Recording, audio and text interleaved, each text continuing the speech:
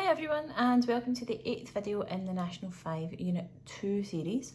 What I thought I would do for this video is have a wee look at some of the problem solving style questions that you get in Unit 2.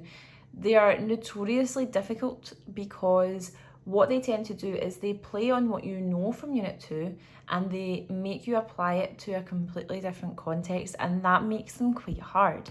So I have kind of printed out a couple of the quality is quite bad because I've had to scan a couple of these in, but it's really just to have a look at this. I don't know if you can read it properly, you probably can. So I thought I'd just go through these, work through some of the answers and kind of talk you through my thought process of when I would answer these and what I would be thinking. So this first question, it's quite long. It says the hydrocarbons present in a mixture can be separated by passing through a special column. Different hydrocarbons move through the column at different speeds. The following graph was obtained for one mixture, and you can see the graph here. So looking at this, before I even look at this question, what does the graph tell me? On my y-axis, I have increasing amount of the hydrocarbon, so that's how much there is. And here, increasing time to move through the column. So these come out quicker, these move through the column slower, they take longer to move through. That's what I'm taking from these axes. It then says make two general statements linking the molecular structure of the hydrocarbon with the length of time taken to pass through the column. So what is it that would make something take longer to get through the column? That's what I want to look at. So let's have a look at the six structures that they give us here. I've got ethane, I've got methylpropane, I've got 2,2-dimethylpropane, butane, 2-methylbutane, and then pentane. I'm looking for patterns. Okay, when I see something like this, I'm like, right, okay, pattern-wise here, what is the difference between one here, this group, and this group? If I go from one and I pick something from this group, let's pick 3 because they're similar, they're chains. I'm not introducing a branch yet, I'm just going to look at 1, going to 3, going to 6. I'm looking at these, there's a chain, no branch, there's a chain, no branch, and there is a chain. The trend going from 1 to 3 to 6 is actually that chain is increasing in length, isn't it? And so if I'm increasing my chain length, I seem to be increasing the time it takes to move through the column.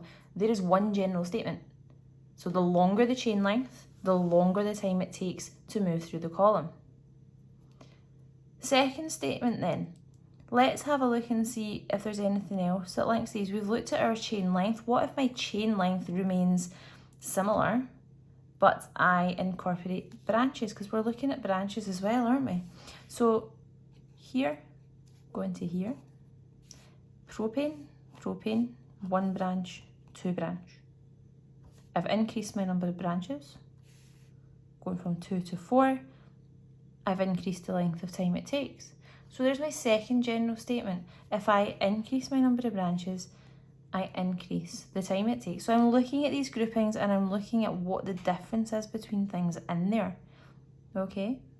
And that's a couple of general statements that you can make. And then it says, copy the graph and show with an arrow the expected position for propane. So propane, what does that look like? I'm just going to draw on the question paper here. So propane would be CH3, CH2, CH3. So there is no branch and there are 3 carbons in a chain. So I'm looking back and I'm thinking, right, I have chains. I'm going to ignore the ones with the branch just now.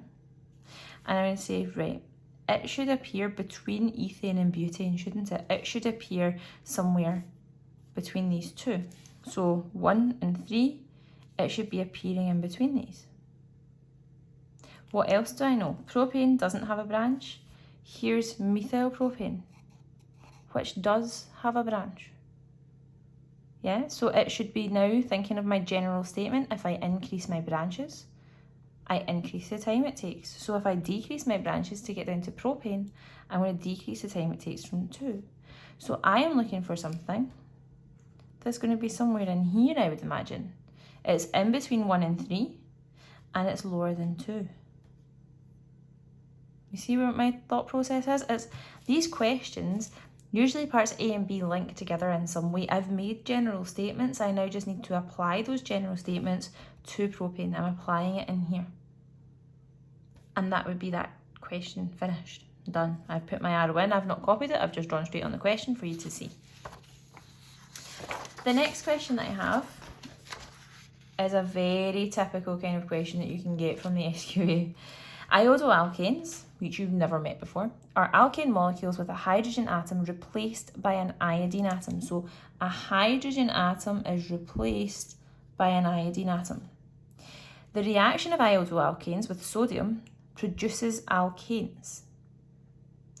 And then it gives us an example. So this is a key kind of question where they give you a reaction that you've never seen before and it looks quite scary.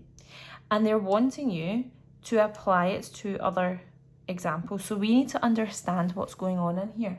So let's have a look at this reaction mechanism and let's have a look at the products that I have made here. I have a carbon and I have another carbon. My product has 2 carbons, okay?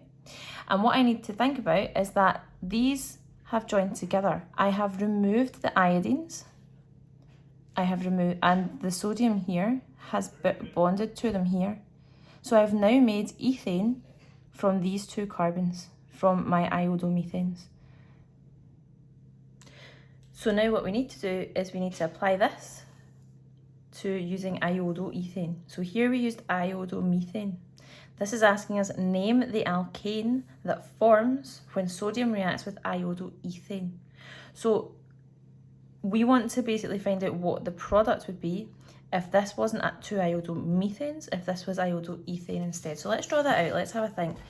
Iodomethane had 1 carbon with the iodine attached. So iodoethane must have my iodine attached and 2 carbons with my hydrogens all around. And I think what I'm going to do is I'm just going to put this underneath so you can still see this. I'm just going to set this out in the exact same way. So I've got iodoethane instead of iodomethane plus 2Na plus, this was iodomethane again because I had 1 carbon. So if I do iodine going to carbon to another carbon,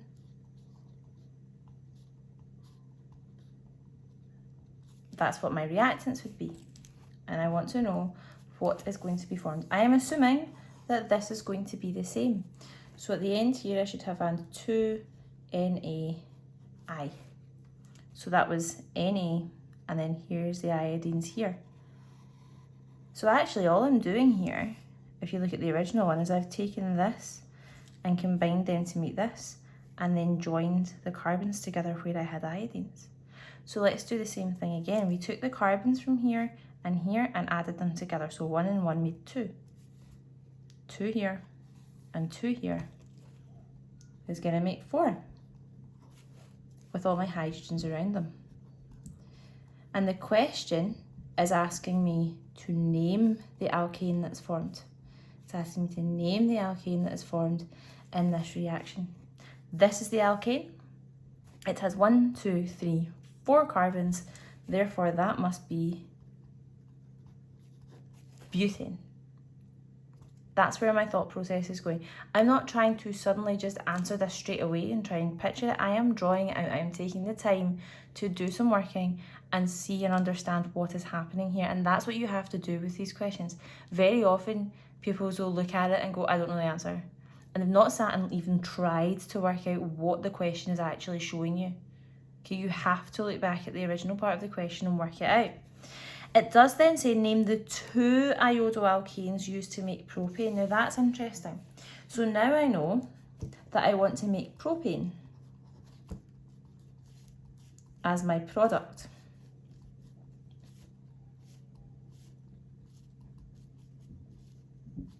And I'm guessing, again, I'm going to have this as my other product in there. So what am I adding in here? Something in sodium anyway, because we know we're using sodium. We added together the carbons here to get butane. So let's try and break this apart. Let's work backwards. This isn't an even number anymore. We had an even number, so both of these were the same. We had an even number here because both of these were the same. it asks me to name the two iodoalkenes. 2 is in bold, and that is because this isn't an even number. So actually, if I break this, if I break it here or there, it would be the exact same. I've got 1 carbon and I've got 2 carbons.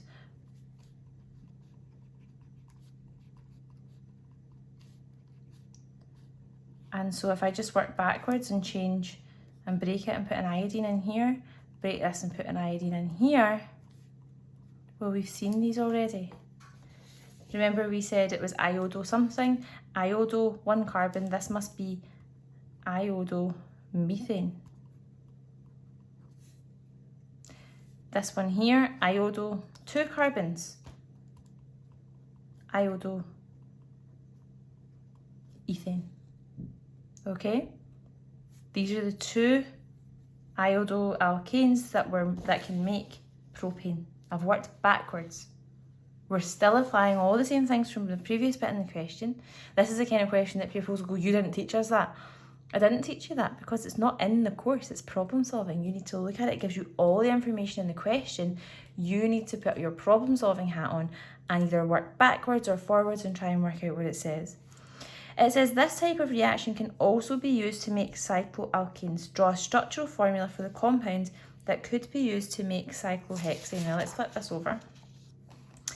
This is the harder part, I think, because people are too busy thinking on two ways here. So if my product was cyclohexane, let's draw that out, okay? Let's draw out cyclohexane with our hydrogens here and in here. There. When I did propane and I worked backwards, because that's what it says draw a structural formula, and key word here, the compound. It is looking for 1 compound. It didn't say do 2 iodoalkenes, it's saying the compound, 1 thing. Let's think it through. When I worked backwards, I split here, didn't I? Split between my carbons to work backwards to see where the iodines went.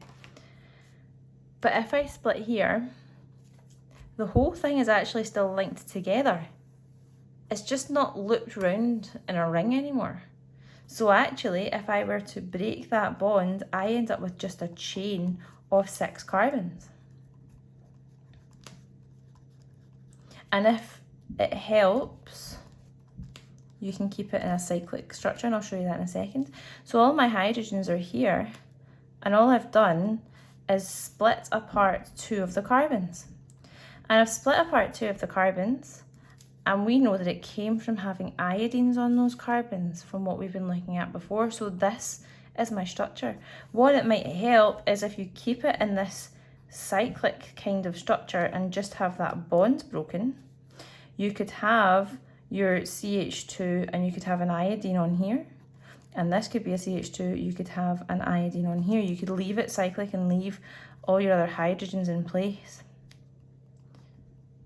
Just so in your head it might sit better that all I've done is break this and the iodines are there. I'm sure that would still be absolutely fine. But it's asking for the compound, so either of these would be your answer to that. Okay, these are difficult. These do require you to really, really think about what's happening in the reaction sequence. Let's have a look at a third one. Question 3 says, the following reaction shows what happens when an alkene reacts with ozone. Do you know what ozone is? Because we've not taught you that yet. Again, as soon as you see something, don't immediately go, oh, I've not been taught that. Just go, oh, it's one of these questions again. What's happening? Alkene is reacting with something called ozone, and look what's happening here. This is a double bond. It's quite difficult to see. But I had 1, 2, 3, 4, 5 carbons to begin with. I'm going to count my carbons. I'm going to see where they went. 5 carbons here, and I have 1, 2, 3, 4, 5 carbons. Look at that, we've split our double bond.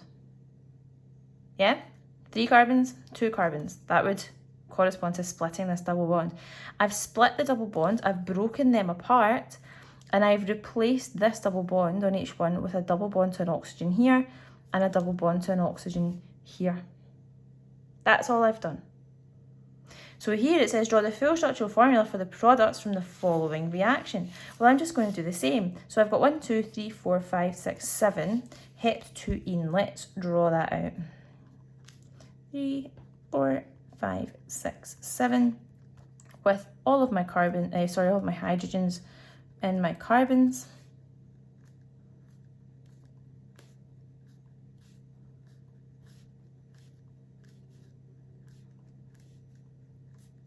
Okay, I'm going to react this with my ozone and think about what we said up here.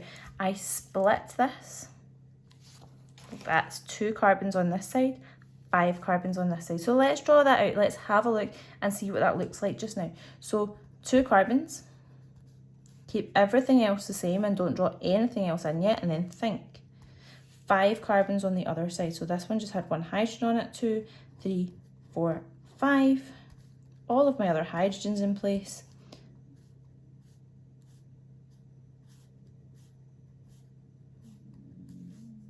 And what happened? Let's have a look. We split our double bond. We added in double bonds to oxygens. Interesting. You will be meeting new homologacies that have things like that in it as well, but we're just looking at it and working it out. There we go, that's just a plus. I've just ended up being quite close to it. Those are my 2 products. That's exactly what I'm looking for. Okay. And it says here, ozonolysis, which is this reaction of alkenes, can result in only 1 product. Draw the full structural formula for an alkene that would react in this way. Well, let's have a think. This double bond had 3 on one side and 2 on the other side, resulting in something that had 3 carbons and 2 carbons, 2 different products. So what happens if my double bond, I have the same number of carbons on each side? That is a C.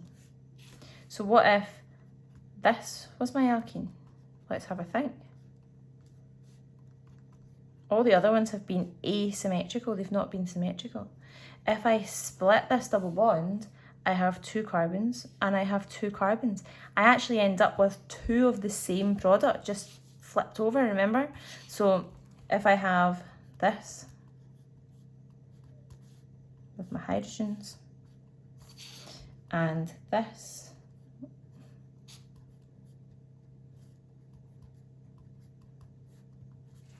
these are the same thing. If I rotate that, I get that. So anything that is actually symmetrical will give you the same product twice. You'll just get 2 of them, you get double the same thing. That's what that question is looking for, and it is hard. It is thinking out of the box. It's looking at it and really understanding what's going on in the question. So it's taking the time to read it and try and understand what's there. I have 2 more questions that we can have a look at. Keeping you busy. I'll get rid of this as well so you can see it properly. Organic chemistry has a number of rules that can help to predict the products of a reaction. The equation shows what happens when an ionic compound in a solution is added to an alkene. The positive ion adds on to the double bonded carbon atom that has the greater number of hydrogen atoms. So, this carbon has 2 hydrogens, this carbon has 1. The positive was hydrogen, so this now has 3 because this is added in, and the bromine has added into the other carbon. We broke the bond. It's an addition reaction. You've seen this before. Interesting. Draw a structural formula for the product in the above reaction. Okay. The positive ion adds in to the carbon that has the most hydrogens, which is this one, with the negative adding into the other. So I'm breaking the double bond because the double bond isn't there anymore. I'm keeping everything else that was already there in, but I'm adding 2 things in. This one has more hydrogens, so the positive added in here, that is an H. The negative added in to the other. I'm just following the rules that the question has given me. I'm reading it, I'm looking at what it is showing me is happening, and I am applying it to that example. Draw a structural formula for an isomer of butene that could not be used to demonstrate the above rule. So butene, I could have but1ene,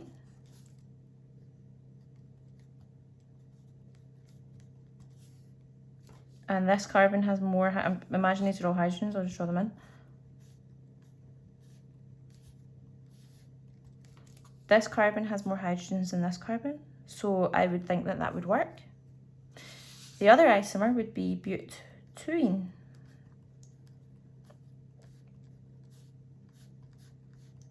I see what it is. Add in all my hydrogens. On the double bond, these carbons both only have one hydrogen attached. They have the same number of hydrogens attached. So that can't demonstrate the rule, because if it adds in, both of these carbons are equal. So this is the answer to that question. All I've done is draw out the isomers that I know of butene. Yeah, so an isomer of butene, butene, can't be used to demonstrate that rule because those carbons have the same number of hydrogens attached. In theory, that's a C. Another isomer of butene would be cyclobutane.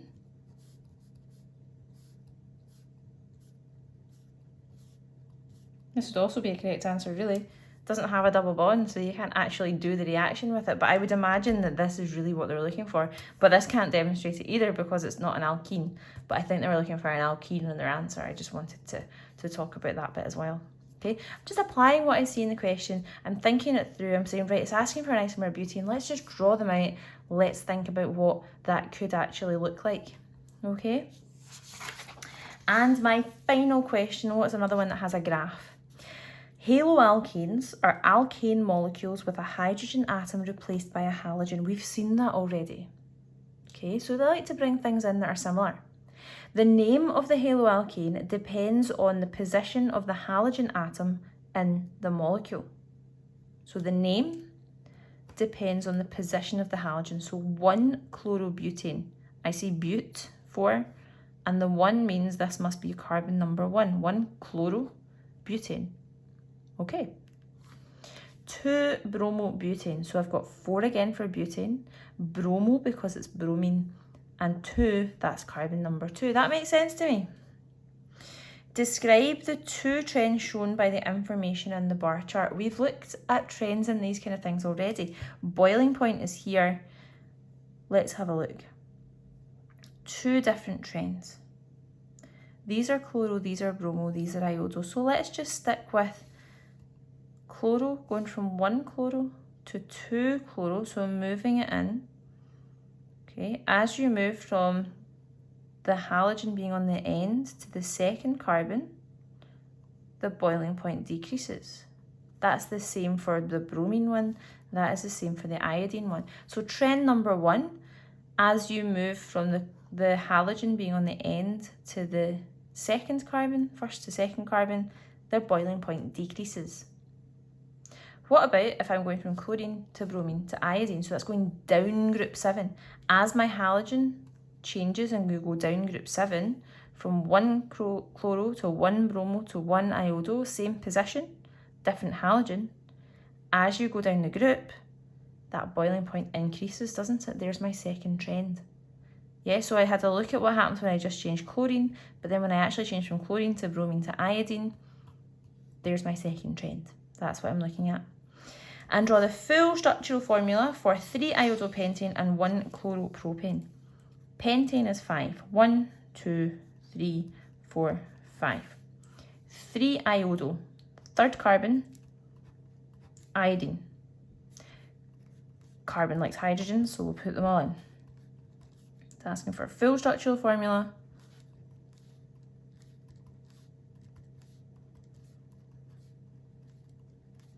There we go. So that's for part 1. Part 2, 1-chloropropane. Propane is 3 carbons. 1 chloro.